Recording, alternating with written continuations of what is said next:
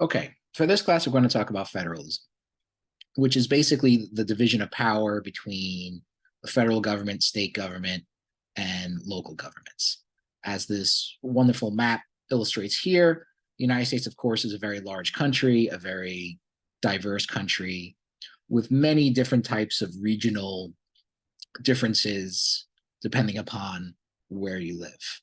And federalism is essentially an attempt to try to accommodate these different interests under one type of political system.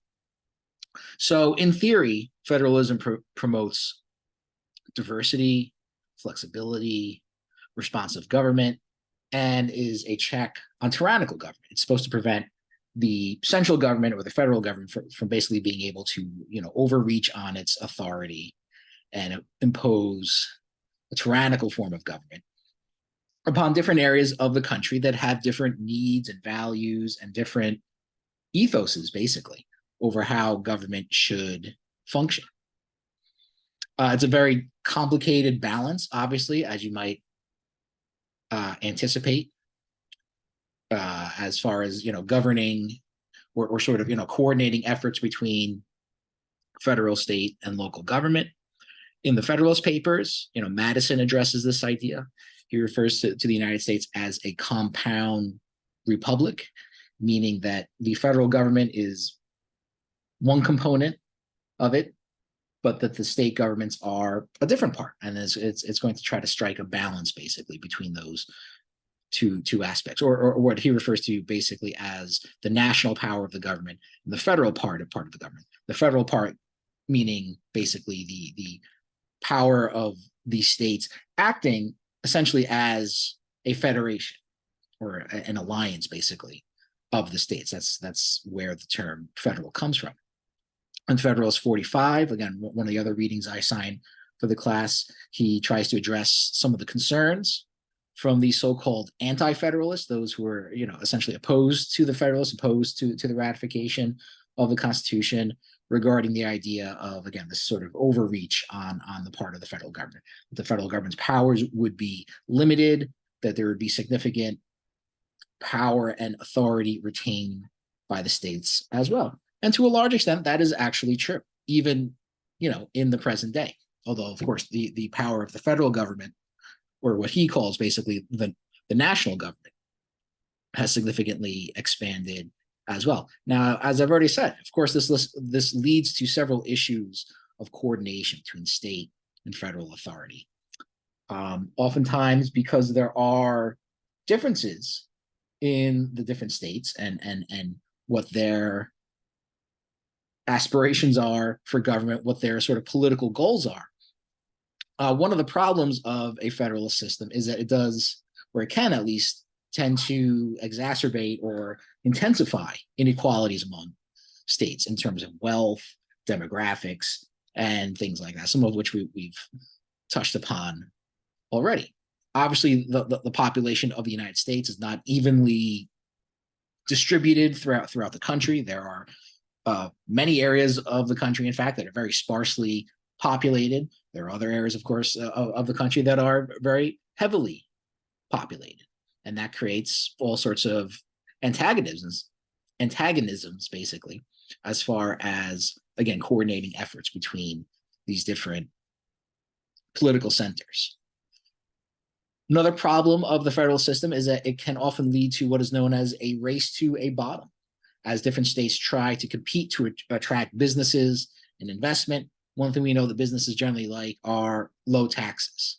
And so states can then sort of compete against each other to lower taxes on business more. What can happen, though, from that, of course, is that if the states cut taxes too low, then it places a strain on the delivery of public services, of course, which are very important, as well as maintaining infrastructure within the state as well. It also tends to lead, another issue with federalism is it tends to lead to a lack of uniformity in policy. You can go to different parts of the country and see very, drastically different laws.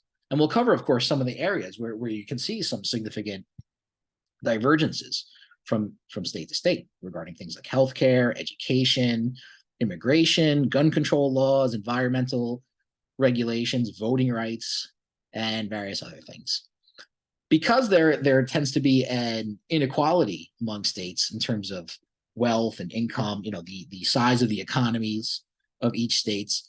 Some states tend to be much more financially dependent on the federal government. They have a very difficult time raising revenues that they need in order to fund the public services that the government performs or provides, thus requiring further assistance from the federal government. Now, as it happens, a lot of the, of course, more populated states tend to have that problem less so than states that are less populated and generally have smaller economies.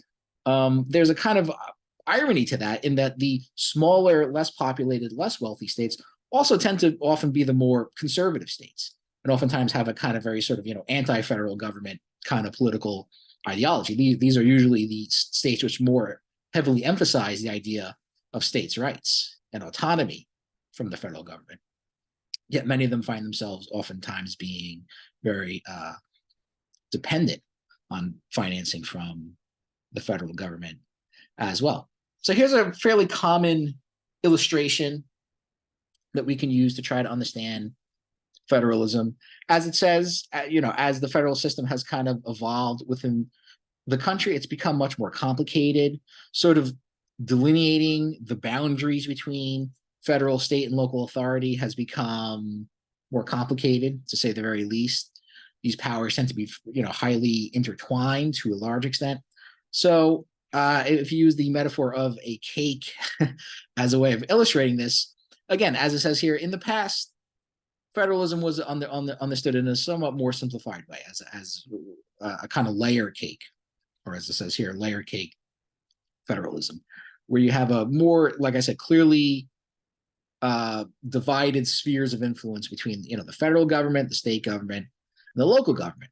However, the current day, or again, as the federalist system has evolved, it's much more characteristic of what is often referred to as this kind of marble cake version of federalism, where you have this significant, like I say, sort of overlapping, intertwining of different forms of political authority. Here again is another illustration, basically, of the different types of powers that the government has, the national government or federal government. So I'll just run through this really quickly. The federal government is to regulate foreign and interstate commerce, meaning between nations, coin money, tax imports and exports, establish and regulate the postal system, conduct foreign relations, and make treaties with other countries or other, organizations like the United Nations, create and maintain armed forces, declare war, which is not done actually since World War II, amend the U.S. Constitution to make laws which shall be necessary and proper for carrying out enumerated powers. That's part of the Constitution, the so-called necessary and proper clause from Article 1. Then you see, again, areas where there is a kind of a overlapping, or what they refer to here as concurrent powers. Levy taxes. So this is a power given to both federal and state authorities, and even local authorities. All of them, to some extent, have the ability to levy taxes, although there are different types of taxes. To borrow money. So governments borrow money, often through issuing bonds as a way of raising funds. So federal and local authorities have that ability as well as the federal government. Administer courts, as I think, as everyone knows, the legal system entails various different levels of courts, again, from federal, state, and local level as well. Make and enforce laws, build roads and transportation systems, take private land for public use with just compensation, also known as eminent domain, and charter banks and corporations. Now, areas where there is supposed to at least be a more clear-cut separation of powers retained by the states, regulate intrastate commerce. In other words, commerce occurring within the state. Although these days, that's very, in an era of giant corporations, many of them, in fact, multinational, operating not just within different states, but within different countries, there's not many forms of commerce that are purely confined to just one state, though there are, some examples of that. Establish and maintain schools, establish local governments, issue licenses, permits, and certificates, protect public health, safety, and morals, maintain the state militia or National Guard, and ratify amendments to the US Constitution.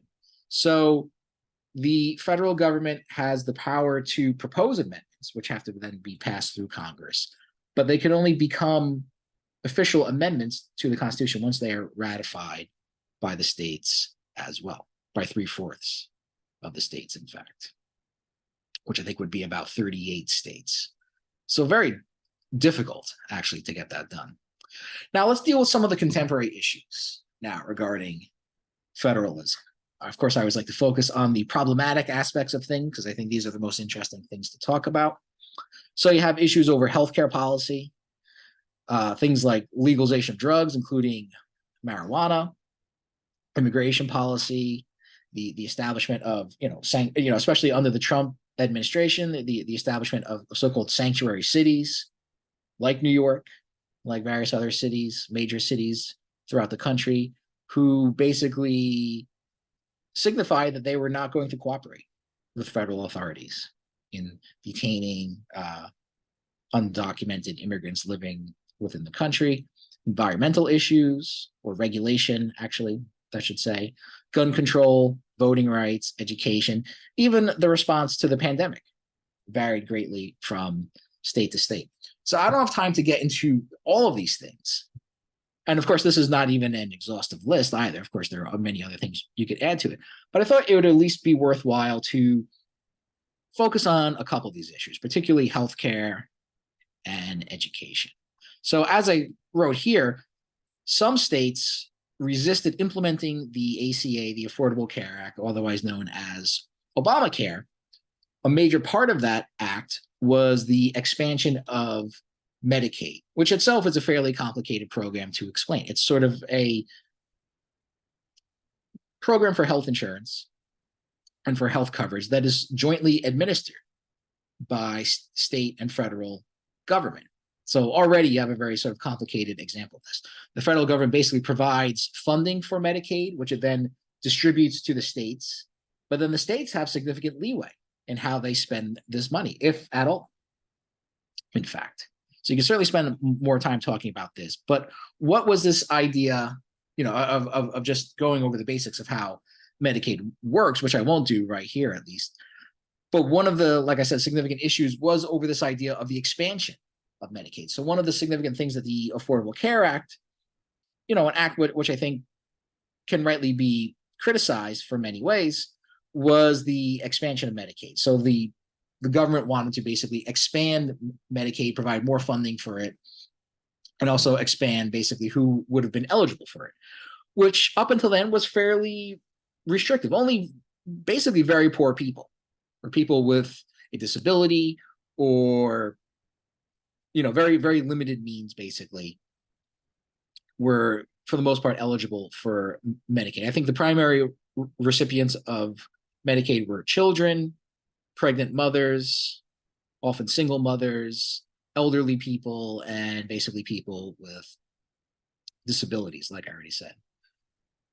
As well as, again, people who fall below a certain income threshold, which oftentimes include those groups that I just mentioned. Anyway, in 2012, the Supreme Court partially struck down this requirement or this provision of the Affordable Care Act to expand Medicaid. It ruled that coercing states, that the federal government could not, in fact, force states to expand Medicaid. It did not completely invalidate it. So it kept the option open for states to expand Medicaid if they wanted to. But it also said the states did not have to.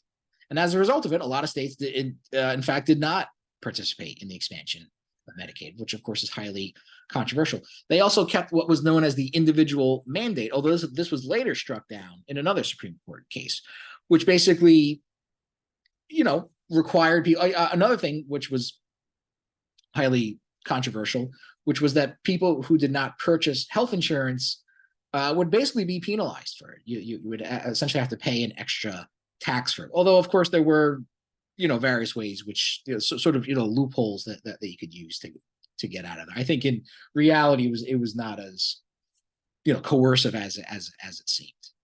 I think for the most part, if you claim that you made some effort to find health insurance but weren't able to find something affordable, you were more or less exempt from it. Anyway, that was kept in this 2012 decision by the court, but later struck down. Anyway, the main thread here is the expansion of Medicaid, as well as the states who did not expand upon it. So again, as a result, basically 10 states opted out. And those states are Alabama, Florida, Georgia, Kansas, Mississippi, South Carolina, Tennessee, Texas, Wisconsin, and Wyoming. And we'll talk more about that, particularly the sort of geographical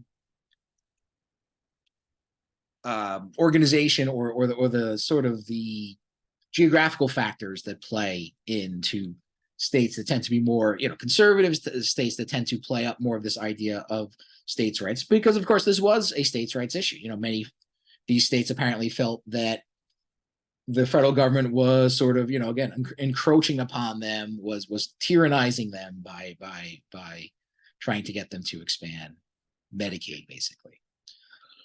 Now, again, and I've mentioned this in previous classes as well, despite the best intentions of the Democrats, which is, I would say, again, a very charitable way of looking at things, as far as, being critical of the Democratic Party,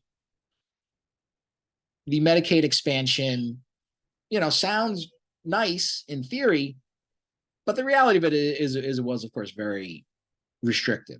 So basically only extended eligibility or expanded eligibility for people that were basically at or below 138% of the federal poverty level. Now, I know I've talked about this in previous classes, but one of the problems with that, of course, is that the federal poverty level is ridiculously low. In other words, there are many people who could be living above that federal poverty level, and by a more sort of realistic standard, would still be basically considered poor, or at least, certainly struggling to get by. So basically for a family of three, a household of three, that is only making about $30,000 a year that you would be covered by this. Now, again, there are many people, especially in a family of three. I mean, you have three people that you have to support in your household who could be technically making above $30,000 a year and still enormously struggling to get by. I mean, you could almost double that amount and it would still be extremely hard for a family of three to survive on that. So again, when you look at the states that opted out of Medicaid, the Medicaid expansion, many of them, of course, are in the South, not exclusively, but it looks like almost all of them are, except for Wisconsin and Wyoming. I mean, I guess I don't know if you would consider Kansas part of the South. And I know people in Texas don't often like being, grouped in with the South, but there are some similarities there, or close enough at least. Anyway, as you can see here, I provided a couple of links because I think what you're going to see, the reason why I'm emphasizing the geography of this is that you're going to see a lot of overlap in a lot of these issues, not just regarding healthcare, but in a lot of issues that have to deal with the federal system and the idea of states' rights and the power of the federal government. So let me switch over here to my internet browser. The first link takes you to the Commonwealth Fund, which is an organization that analyzes healthcare within the United States and within other countries as well, I believe. I mean, it certainly ranks healthcare systems besides the United States. Unfortunately, the United States usually comes out last in its comparisons of healthcare in other countries, though these are usually, other high-income countries like the United States. What they also do, though, is they give a kind of, as I said, scorecard on state health system performance. So again, this is going to be one of these areas, as I already said, with the expansion of Medicaid, where you're going to see, disparities among different states. There's not just a uniform standard of healthcare, spending on healthcare, quality of healthcare that you can see throughout the country. Now, I did provide the link, so you can certainly go through this more. There's a lot of information here. I'm only going to go through, a little bit of it. But basically, you get the rankings, as it says here, for health system performance for 2023. Again, you can go out and see how exactly they, derive these rankings and things like that.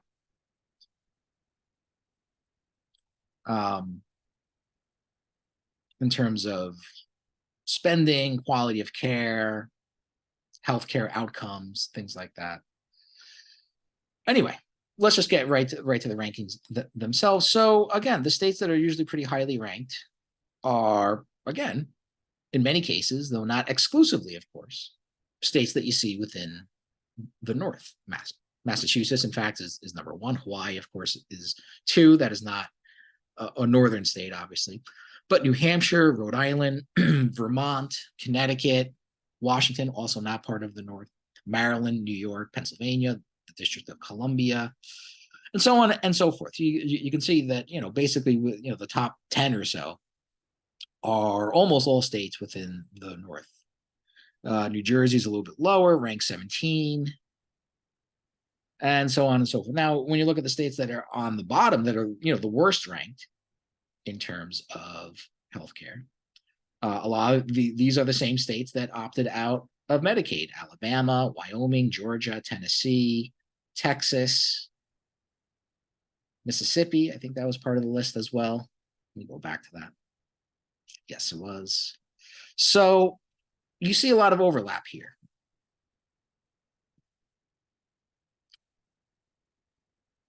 Okay. All right, I realized I switched over to the PowerPoint without switching my screen. So let me get back to that. Do this again. Actually, I guess I'll just move on to the next link, which covers abortion. So again, the higher ranked states, you saw many of them are concentrated in the North: Hawaii, Washington, Oregon, in the Pacific Northwest, Hawaii, obviously, in the Pacific. Some of the lower ranked states in the South, also many of the states that opted out of Medicaid. Now let's look at states that have banned abortion. Again, this is another highly controversial issue where you're going to see significant divergence in various states. So here you have an article from the website Axios.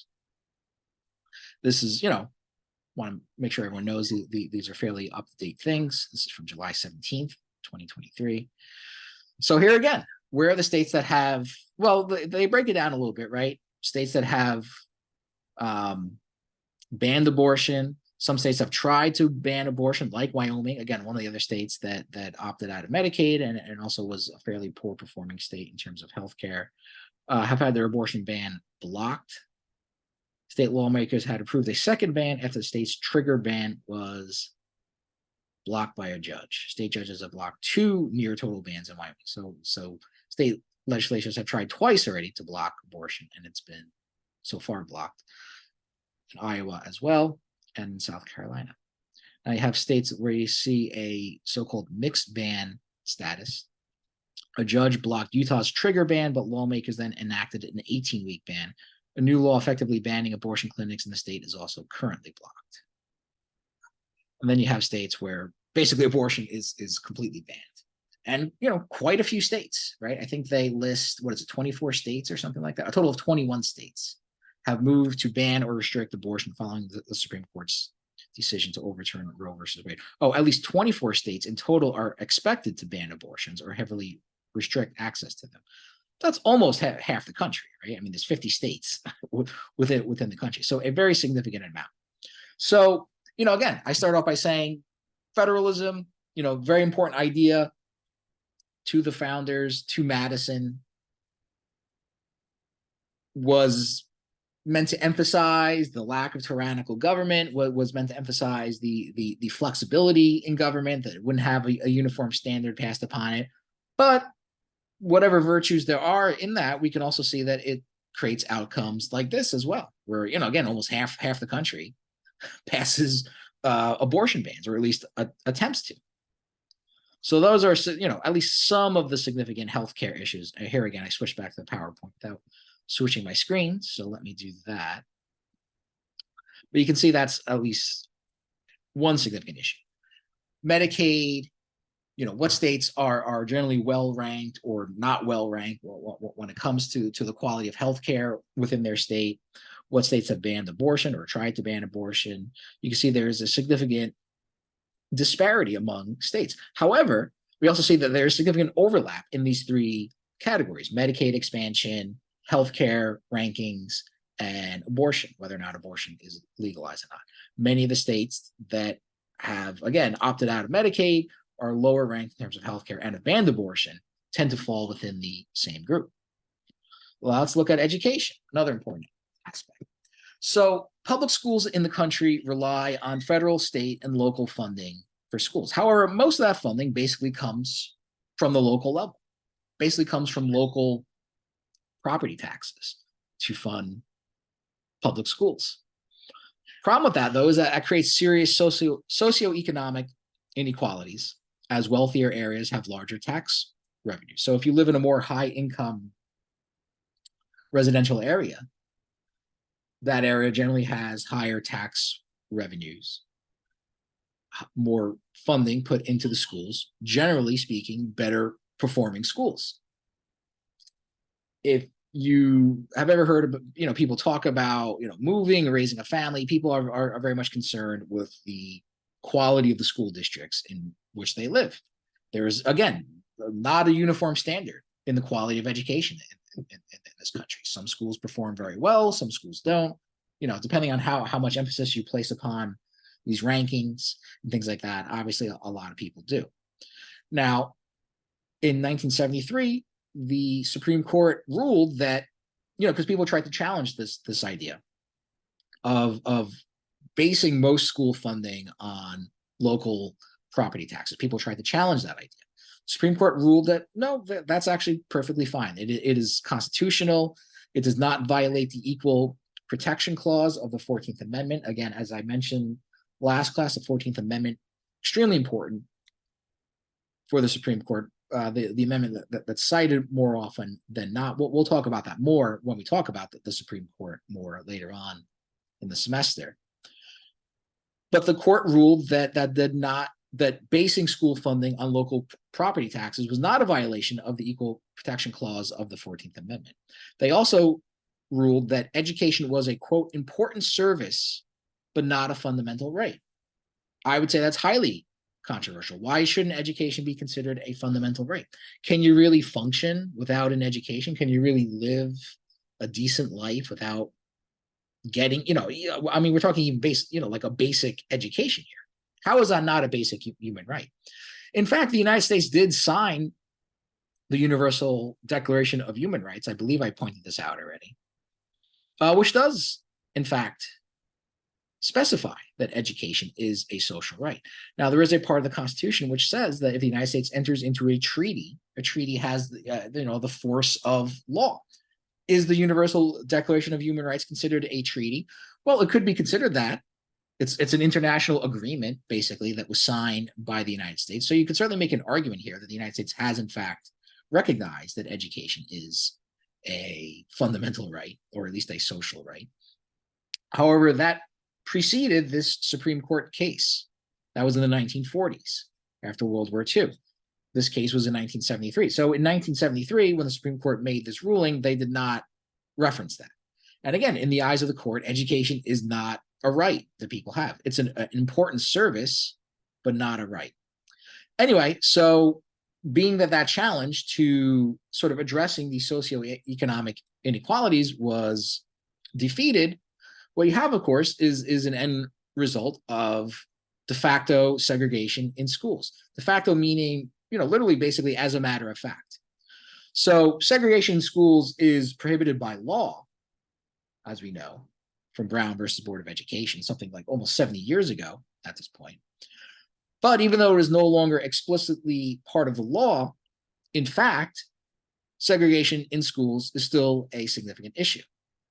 So again, I have another link here from the Government Accountability Office, which I'll also turn to. But here I've already taken out a couple of the key findings of this report, which states that more than a third of students in the United States, about 18.5 million students, attended a predominantly, that means about 75% of students in the school were of the same race or ethnicity during the 2020-21 school year.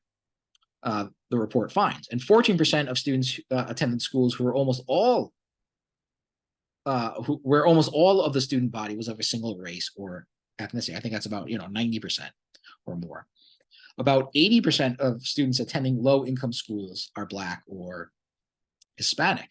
So you can see enormous racial segregation of schools and enormous economic segregation of schools that goes along with it. And a lot of this sort of stems from this idea, this reliance on property taxes as the funding for schools. The federal government does provide funding for schools, but it's a very small portion of the overall school expenditures. And if you are living in a lower income area, that means that your property taxes are lower. That means that the funding for schools is lower, and it creates somewhat of a vicious cycle where it becomes, of course, very difficult to move out of those areas. Why? Because housing is expensive. So many people become sort of trapped in areas where they cannot move out of, or conversely, nothing is really done to sort of improve the economic standing of these areas, and so these things just kind of perpetuate themselves. So let me switch over again, because I do have this article up. So you have it here. So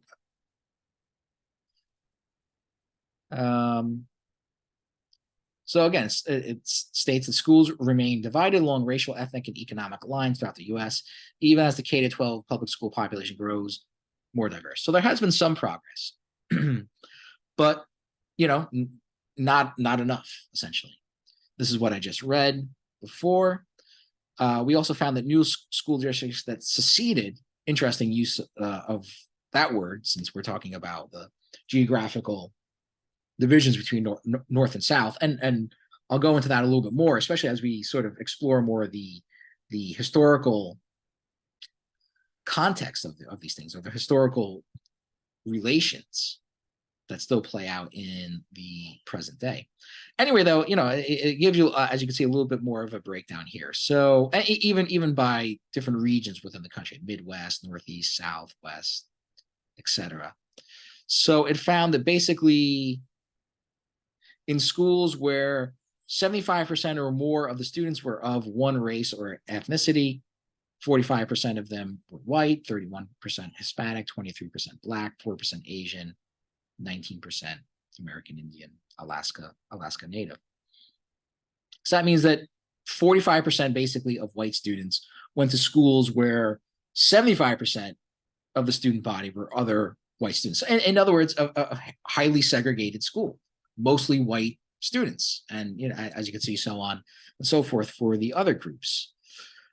Now, this at the bottom, you can see the full report here. The statistic about 80% of lower income students being Black or Hispanic, it mentions it here. For example, GAO previously reported the students who are poor, Black, and Hispanic generally attended schools with fewer resources and worse outcomes. If you read the whole report itself, it mentions about 80%. It doesn't specify that here. So again, segregation in schools, very significant issue. Now, if you let me go back to the PowerPoint, and then I have another website I'd like to show. So I'll be sort of jumping back and forth. Now this is a graph of the spending, the budget for the Federal Department of Education. This might be a little hard to see with my camera here. I notice I can move my screen around, but when I record this, my camera screen tends to stay or does stay stationary, so it might still be obscuring it. But anyway, I'll just read that. So basically, from about 2000 to 2010, the budget drastically expanded, right? From $3.5 billion in 1999 to $192 billion in 2010. Afterwards, though, spending, or the budget, I should say rather, drastically declined by over 60%, in fact, from 192 billion to 72.7 billion by 2020. Now, of course, many factors led to that,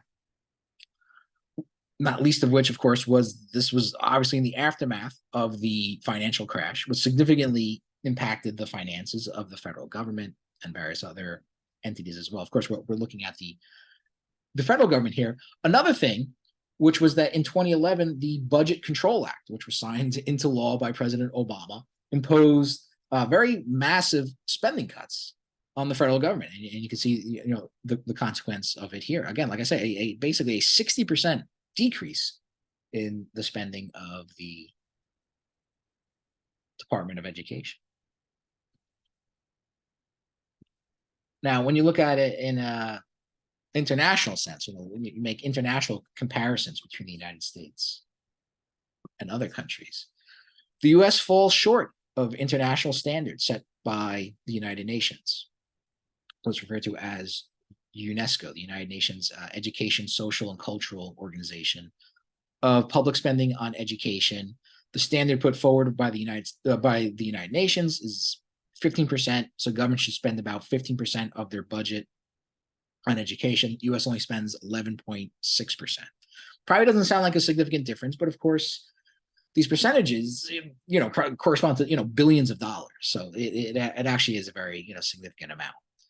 Schools in the United States spend an average of $16,993 per pupil, which is the 7th highest amount among 37 other developed nations in the Organization for Economic Cooperation and Development.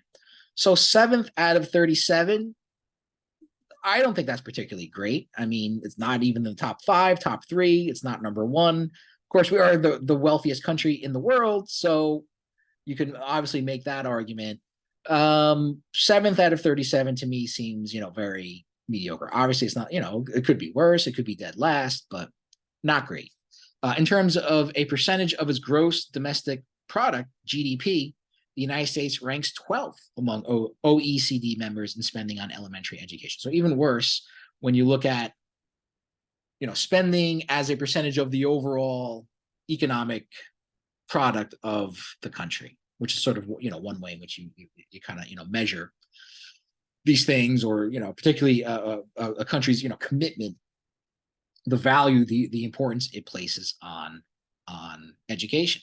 Not very good. Only again 12th out of 37 countries.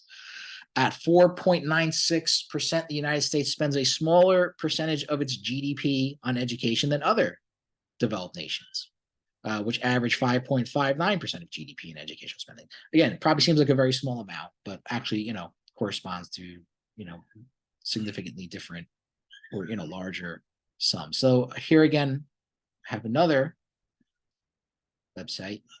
This is the Education Data Initiative, which pretty much has the information I just spent here. You can see it has more. The reason why I'm providing these links is, you can see there's actually a ton of information here. I'm only covering just a little bit of it. But if you want some, statistics basically, and again, this is fairly up to date, only about a year old, as how much the United States spends, you can see. Now, again, significant disparities in this country from state to state. So you can look at sort of a national average, but you can also sort of break it down by state. And again, you can see the states that generally spend more on education. Actually, New York spends more money per student than any other state in the country. Now, just by eyeballing it, basically the states that are more darkly shaded are the states that spend more. The states that are lightly shaded spend less. So even just kind of eyeballing it, you can again see that the states that generally spend the least amount of education are also states in the South. And again, if you were to compare this to states that have banned abortion, states that have the worst performing healthcare systems, you would see significant overlap in this as well. And of course, that does, to some extent, drag down the national average as well. So this is in comparison to other countries, but I want to look at this here, spending by state. spending per pupil. That's basically the way they break it down. So they look at, total spending divided by the amount of students, basically, and you sort of get this amount of spending per pupil. So, and even breaking down K through 12 and then post-secondary, basically college and after. So District of Columbia spends almost 23,000. Now again, hopefully this shouldn't become as a surprise right now.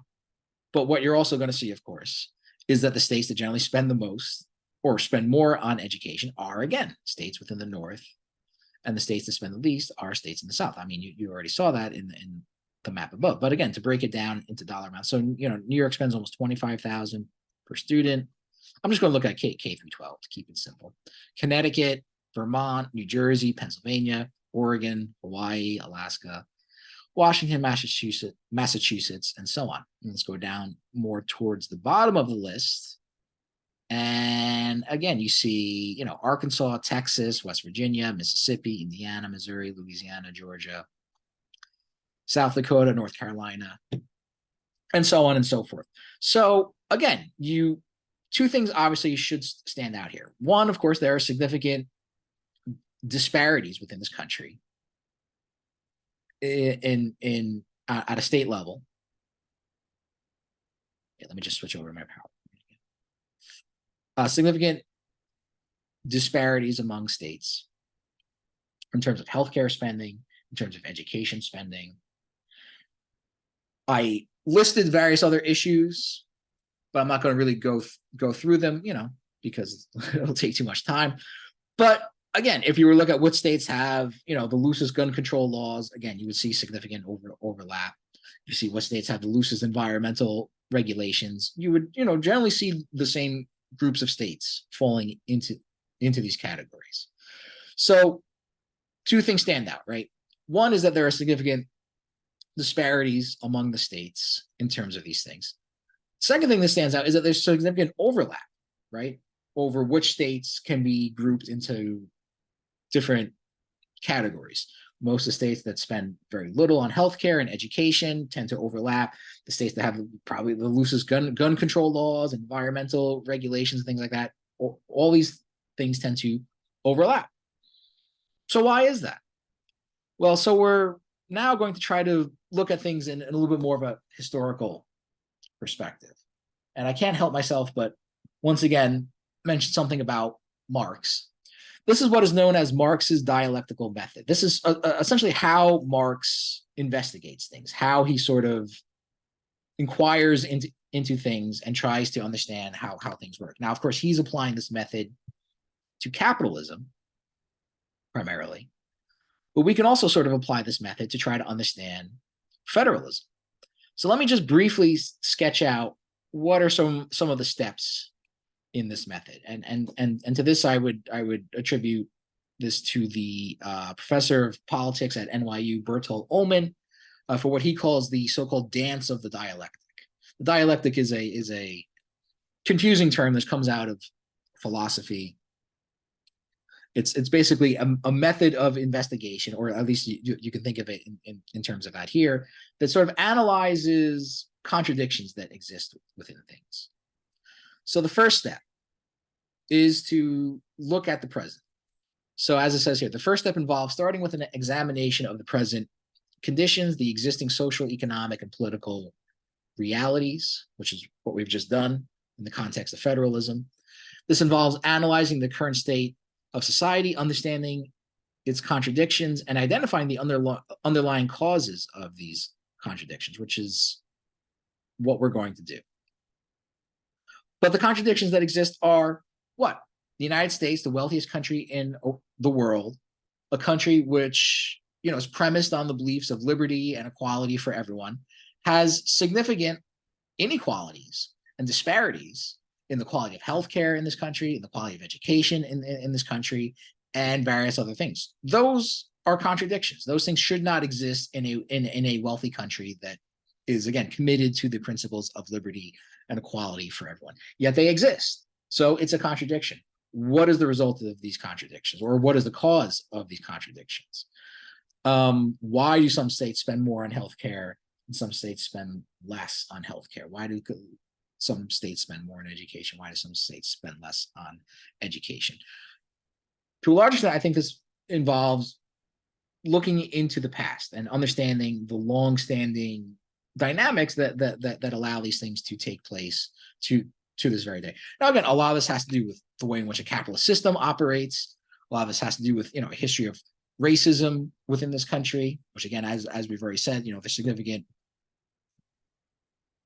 disparities, especially in education within this country, de facto segregation that exists within the school. So all those things still exist in the present day, but you have to sort of, in many ways, look to the past to understand that. So that sort of brings us to the second step, as it says here, which involves looking into the historical development that led to the present conditions. Marx believed that history unfolds in a dialectical manner with various stages of development, conflicts, and transformations. By studying the historical processes that brought society to its current state, Marx sought to uncover the roots of social contradictions and understand the forces at play. So that's what we're about to do. And this is where the readings on John C. Calhoun and Webster come into play. I'm mostly going to talk about Calhoun, though. And the conflicts basically leading up to the Civil War, because what was the Civil War? A conflict between North and South, between the idea of states' rights in the South, which in their version of things included things like, the right to own slaves, and the power of the federal government represented by the North. And even though the Civil War was a long time ago, and even though the Civil War resolved itself, as you can see, these conflicts still continue in very many ways to play out today. When you notice the disparities that exist between states, and then realize that there are significant overlaps between states in the South, which tend to fall into one category, and states within the North. And of course, it's not a one-to-one exactly identical relationship. Of course, you have to also account for the fact that the country's gotten much bigger and you have different regions within the country. But again, look at that abortion map. And tell me that the fact that a large amount of those states are concentrated in the South isn't significant. So that's what we're going to do. And then finally, at the end of it, and for the most part, I've kind of covering the present. We're about to look into the past. The third step then would involve the future, sort of projecting into the future, as it says here, and envisioning potential developments and outcomes based on the understanding of the present and past. Marx sought to identify the inherent tendencies in the present society that would lead to its transformation and emergence of a new social order. So being that there are significant contradictions that exist within federalism in the present day, how are these things going to play out in the future? It's speculative, of course, to a certain extent, but if you have a pretty solid understanding of what's going on in the present and what led up to this in the past, it should give you a pretty good indication, or at least a better than just blindly guessing understanding of how things could play out within the future. So you have present, past, future. Now there's a fourth step, which often gets overlooked, but it's referred to as the return to the present. So after examining the present, past, and future, the final step involves returning to the present with a more comprehensive understanding of social conditions and contradictions. This renewed understanding allows for a more informed and critical assessment of the present, taking into account the historical context and potential future developments. So what that means basically is that once you understand contradictions in the present, once you've located the source of these contradictions in the past, once you've made a pretty informed speculation of how things are going to play out within into the future, this then allows you to return to the present day and try to do something about it. Essentially, that's essentially what the return to the present is. Now that you have this understanding of things, now it's time to actually get to work and do something, basically, so that you could hopefully construct the future outcome, which is basically the better outcome. But again, for the most part, I'll talk a little bit about future projections at the end. But I've covered to some extent, what's playing out in the present. Now we're going to talk a little bit about the past. We'll start with this man right here, John C. Calhoun, who was one of the most powerful members of government during the pre-Civil War or a very intense looking man, as you can see. Like his contemporaries Henry Clay and Daniel Webster, he rose to power during the War of 1812 and was a force to be reckoned with until shortly before the Civil War when he died. He died about 10 years before the Civil War. But basically for about 40 years or so, was an extremely powerful presence within the Congress, was essentially I guess you could say, the leading political representative of the South. I mean, the reason why Clay and Webster and Calhoun tend to stand out during this period of time. I have this image of them here. Yes, this is often referred to as the Great Triumvirate within Congress. These men, I don't know how much I'm exaggerating here, but you could argue collectively the three of them kind of ran the government during this period of time. I mean, this was during a period of time where the presidency in general was fairly weaker than what it is now. This was a period of time where you had fairly unremarkable men serving as presidents. The sort of era between Andrew Jackson. Well, Andrew Jackson is after the War of 1812, but yeah, I mean, basically from about the War of 1812, when James Madison was president, to about Abraham Lincoln, or especially like after Andrew Jackson, who would have been president in the late 1820s and 30s. You have several, fairly unremarkable presidents. These are the sort of the obscure presidents that no one really talks about anymore. Your William Henry Harrisons and John Tylers and Zachary Taylor and Millard Fillmore and all these other men leading up to the Civil War. And like I said, during a period of time where Congress had pretty much a very solid control. I mean, like I said, to this very day, Congress still basically controls the domestic agenda within the United States. And these were the men who essentially ran Congress.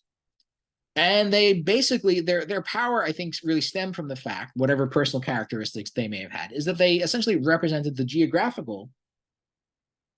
different geographical regions within the country.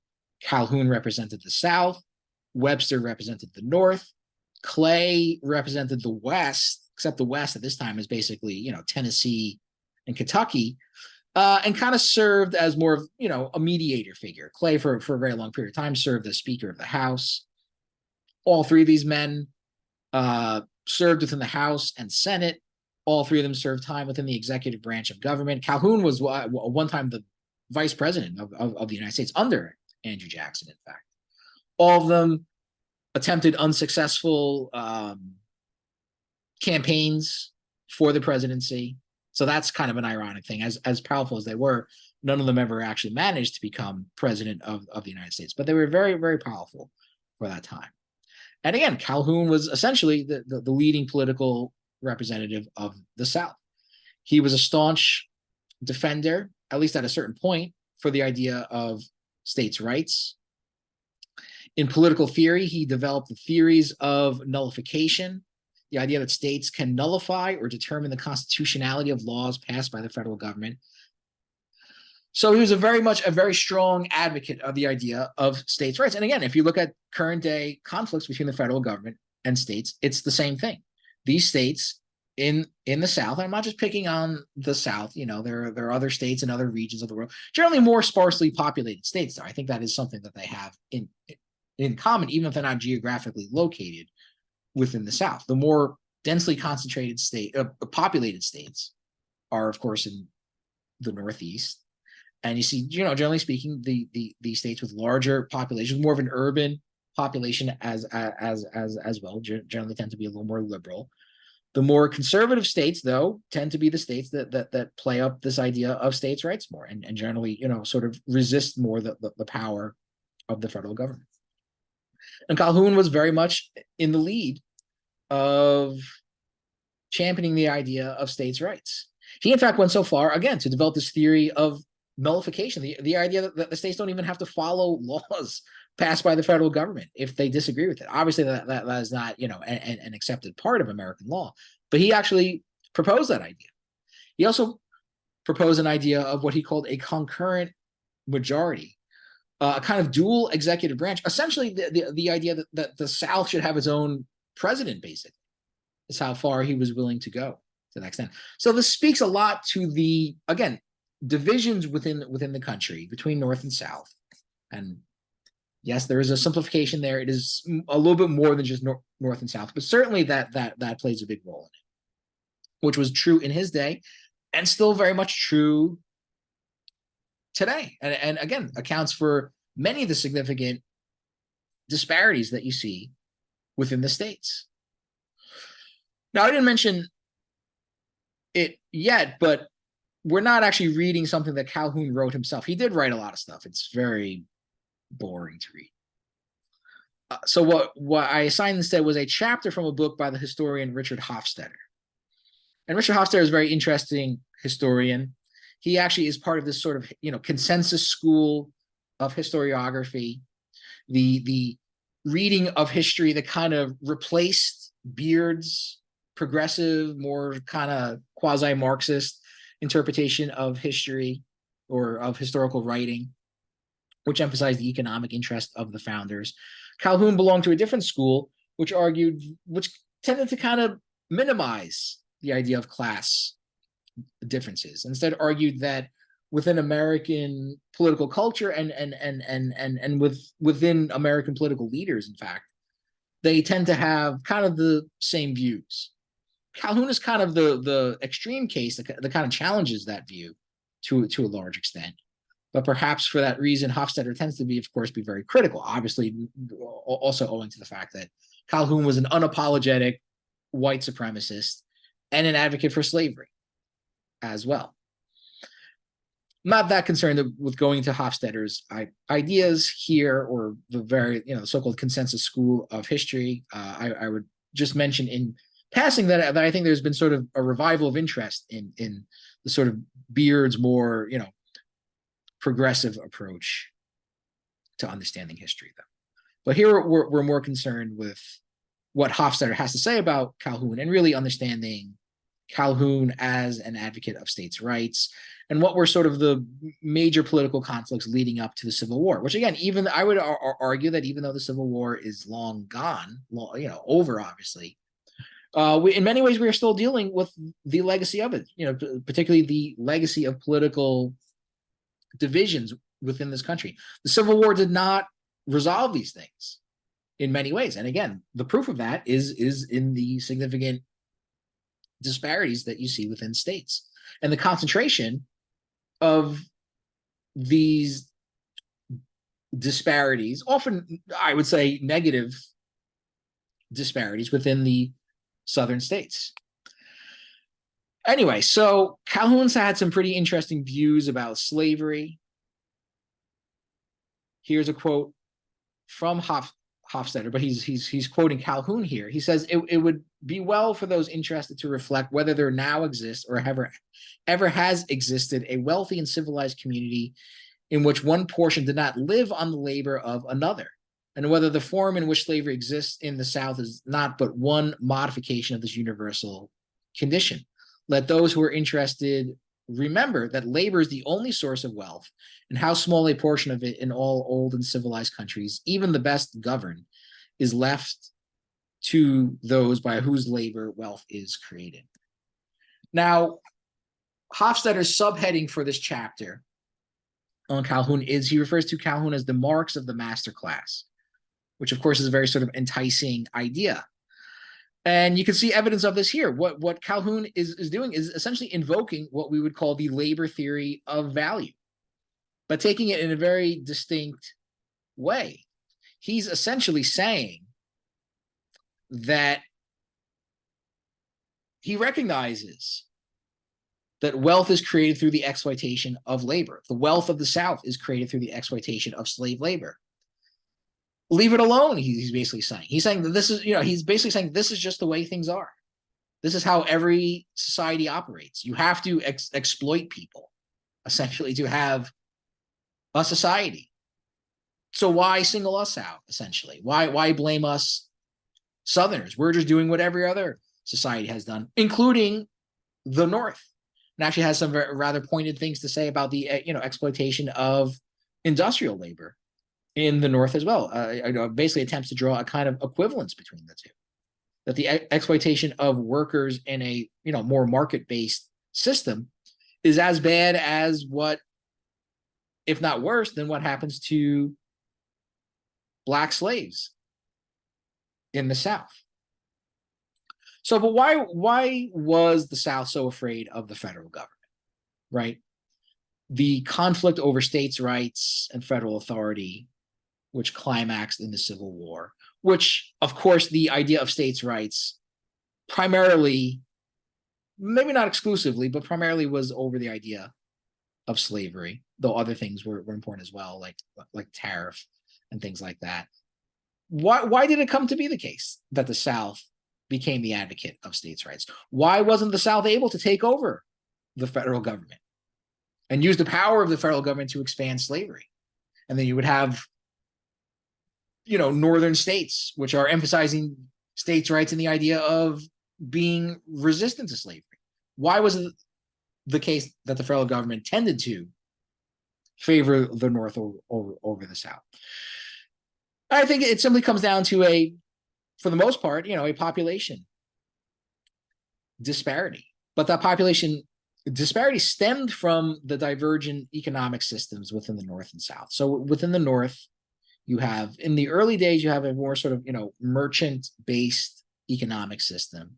But very early on starts to transition into an industrial-based economic system, which very much kickstarts economic growth within the North, which in turn kickstarts population growth. As you produce more, you can support a larger population. Whereas the South, of course, was a southern plantation system, which was not as productive as the North and did not grow as fast as the North. So when the Constitution was first ratified, populations, I mean, at least according to numbers that Hofstadter provides here, were roughly similar. There may have been, at that point, even a slight,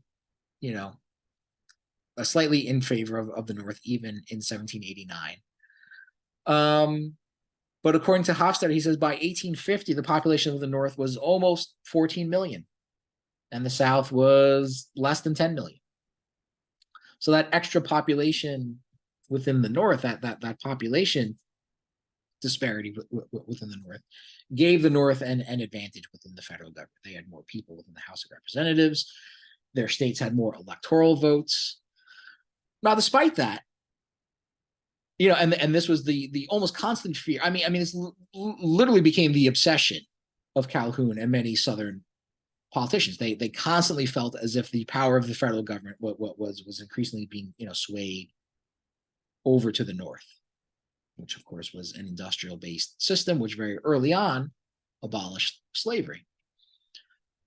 That being said, the Constitution, it seemed like Northern politicians almost bent over backwards trying to accommodate the South. And of course, many of the more controversial and undemocratic institutions within the Constitution, I would argue, and many people have argued, were done to placate the South, the smaller South. The South did not have the population advantage that the North did, even though they were slightly more closer to being equal in these early days. You got the 3/5 compromise, which I've already talked about. Very horrible idea of counting slaves as 3/5 of a person, something which would benefit the South. They of course wanted slaves to count as full people, which would give them extra representatives. But 3/5 would give them somewhat of an advantage, obviously more so than not being able to count slaves at all.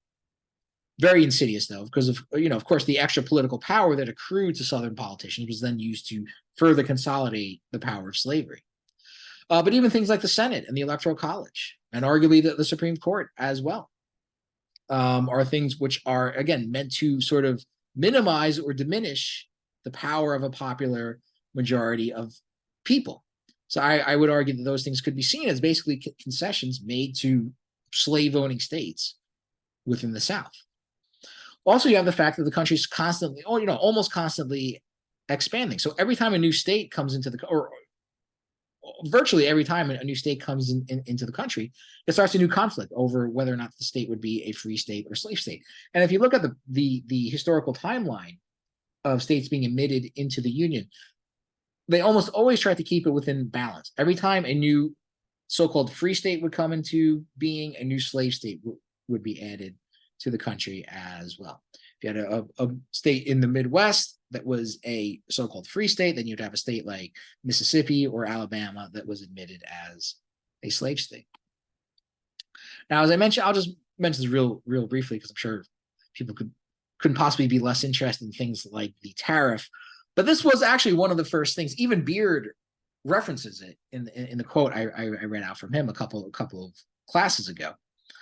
It was actually the issue of the tariff, again, a power given to the federal government, which was actually the first time that the South really became kind of radicalized in the sense of, starting to talk about the idea of secession, of leaving the Union. And this is really where Calhoun first started to develop this idea of nullification. The idea that, no, the states in the South don't have to listen to this. They don't have to observe this tariff rate that the federal government wants to have.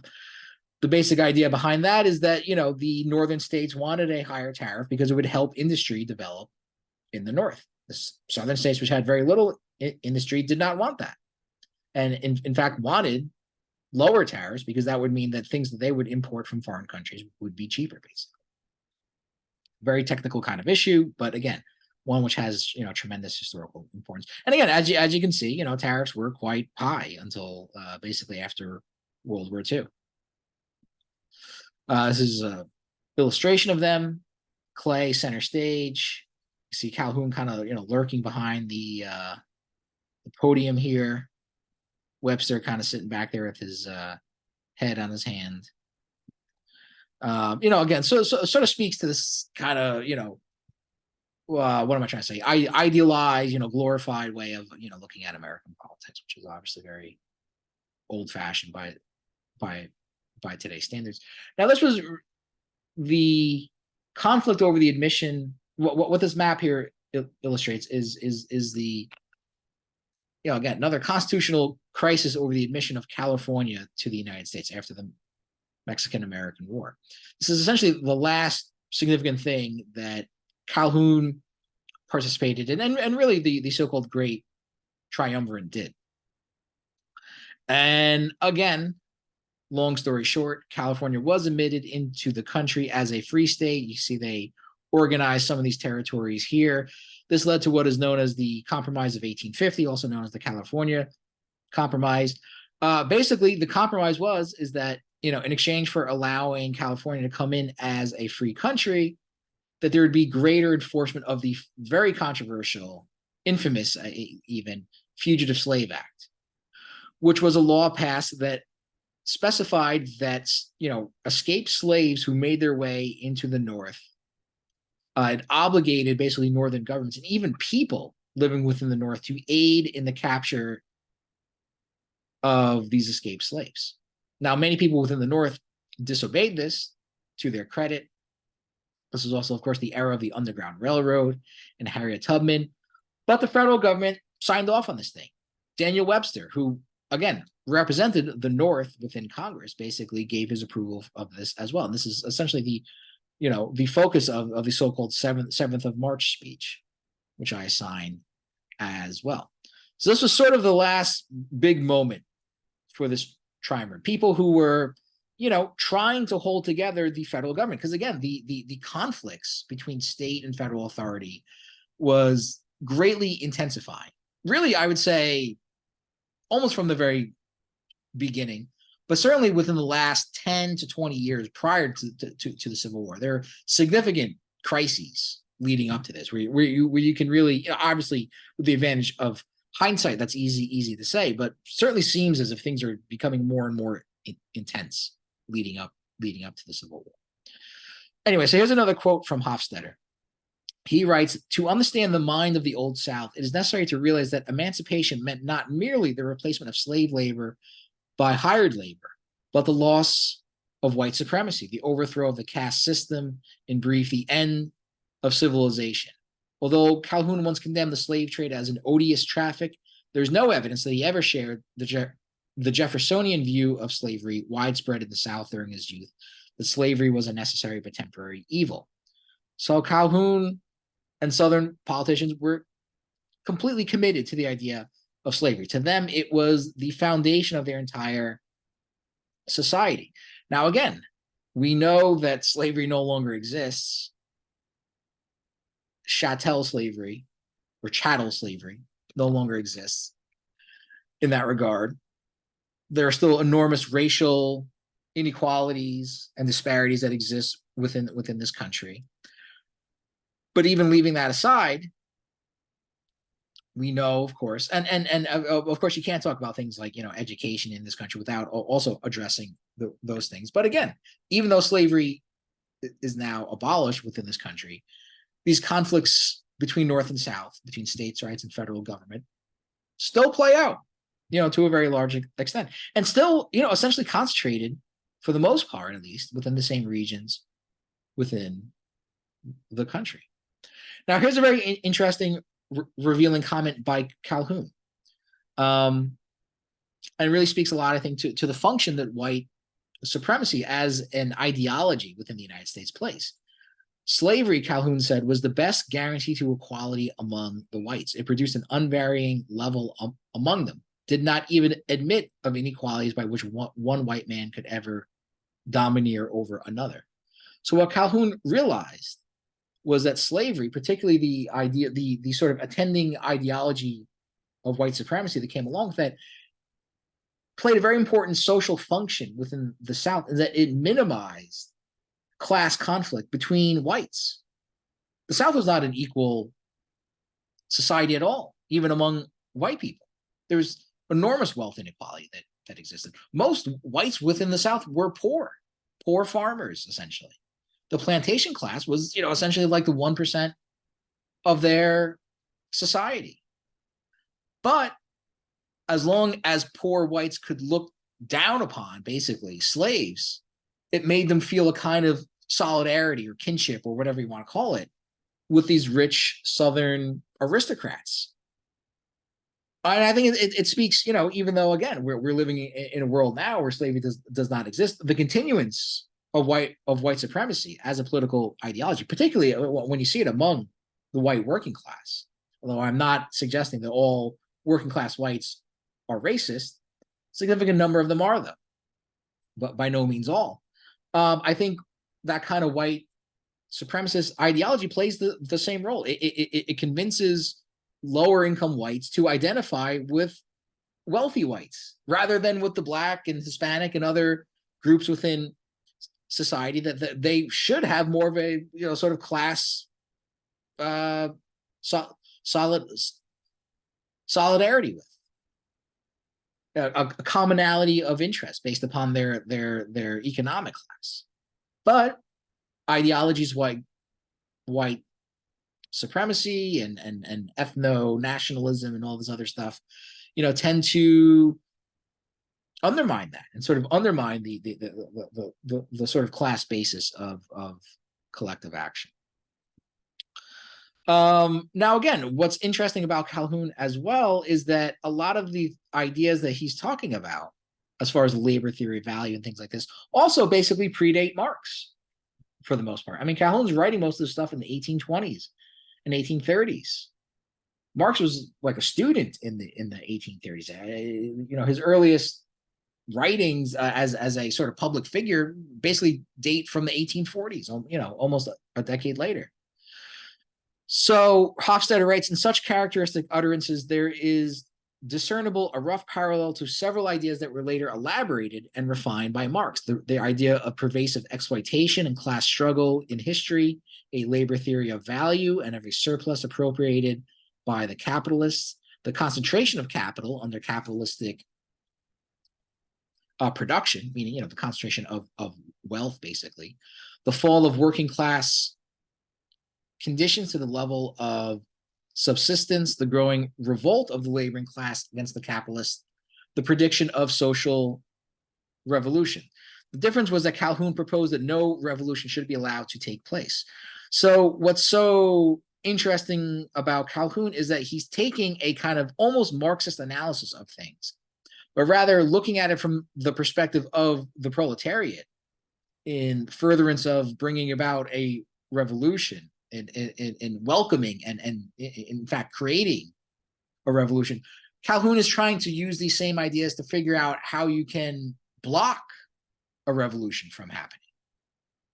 But he's coming at it from a very sort of similar point of view, or at least using a similar type of analysis to try to figure out a way that we can stop this from happening, basically, rather than Marx, of course, who wants this to happen. Hofstadter argues that Calhoun identified the dynamics of exploitation that Marx later writes about, the difference that he writes from the inverted perspective of the ruling class. The basic argument of Calhoun is that since capitalism is just as exploitative as slavery, then capitalists should simply leave the slave owners alone and let them continue slavery. The ruling classes, both North and South. So this is how he then. So what is his strategy basically for preventing revolution? Well, he proposes an alliance basically between the ruling classes of both the North and South, that they should unite. The industrialists within the North, the plantation owners within the South, should join forces basically and crush the revolutionary revolt of slaves within the South. And of course, there were Nat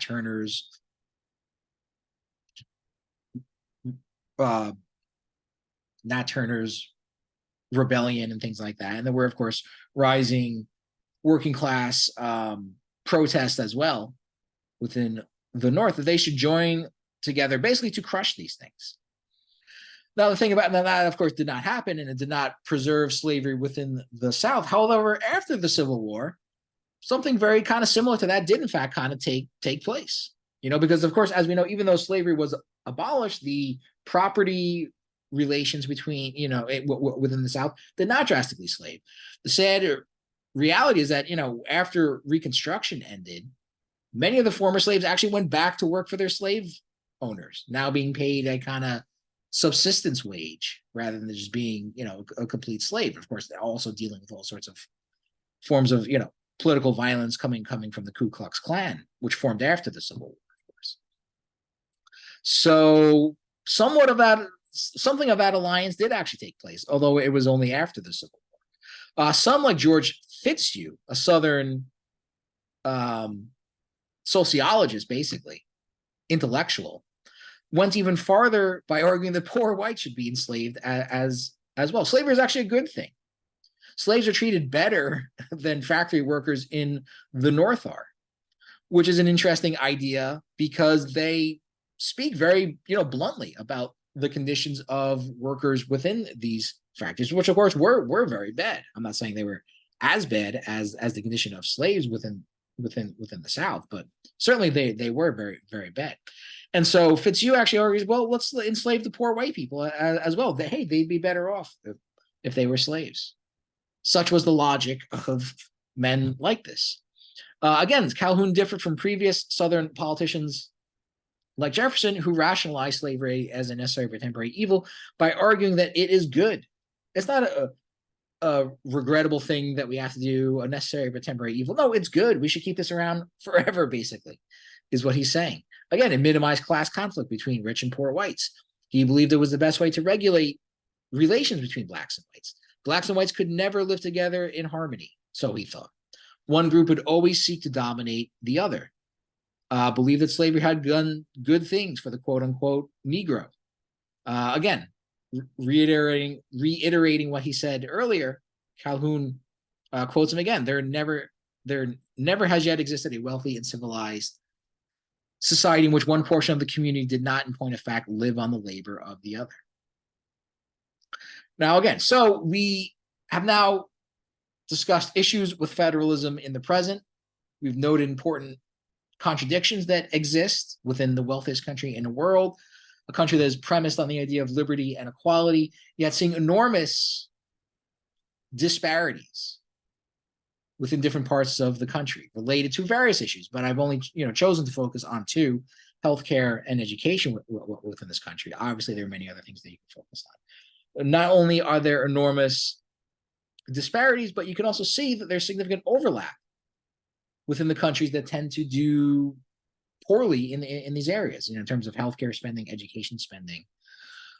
We then went backwards in time, basically, to look at the historical development of these things, that these contradictions have always played a significant role. that the conflict over states' rights and the federal government is a long-standing feature of American politics and continues to play out to this very day.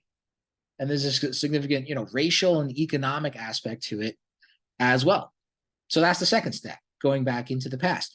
Third step, the future. How is this going to play out? Well, again, you can speculate, or you have to speculate. But if you have a pretty good, solid understanding of the present and the past, it will certainly help you make better speculations as to how things will play out.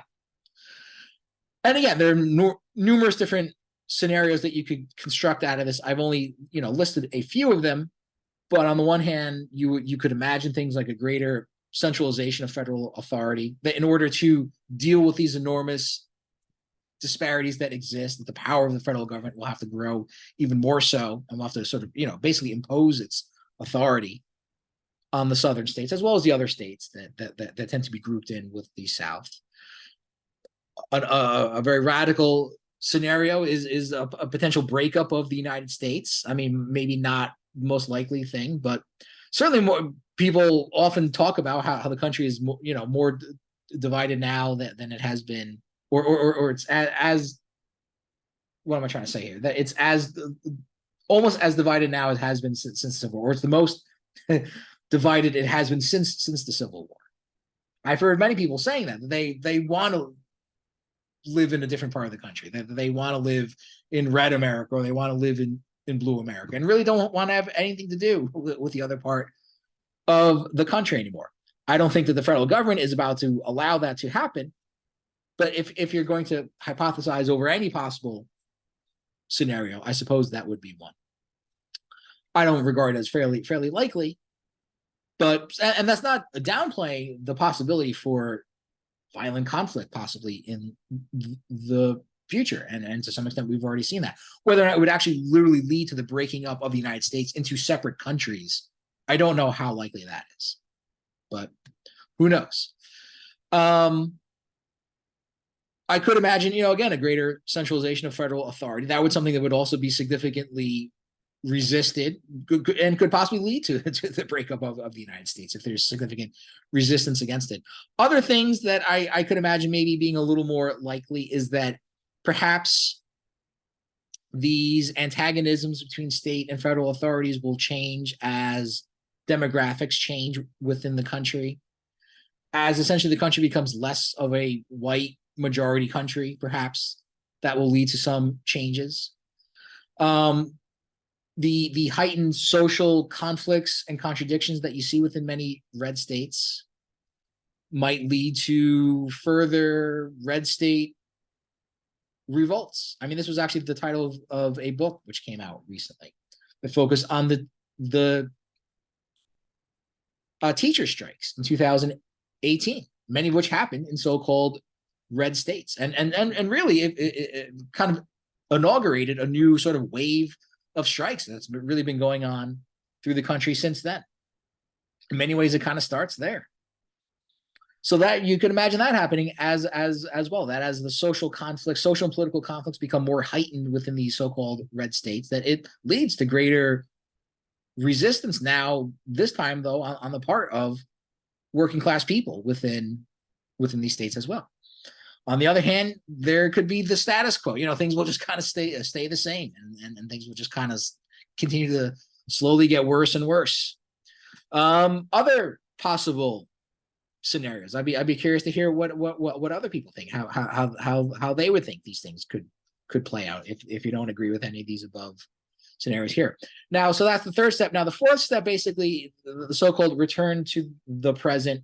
Once you have an understanding of the contradictions in the present, once you've gone back to the past and understand how these things play out or have led up to the present, once you have a pretty good understanding, a comprehensive understanding of how these things might at least play out within the future, the last step then is to sort of now deal with the present. Now we have to actually work on things in the present day, now aided and assisted with this sort of more comprehensive understanding of things, with the hopes of trying to make things a little bit better, basically of trying to create the changes that we need to make, which hopefully I've at least provided some kind of insight on that, at least some of the issues basically that have to be dealt with. Okay, so that will pretty much wrap things up. So take care.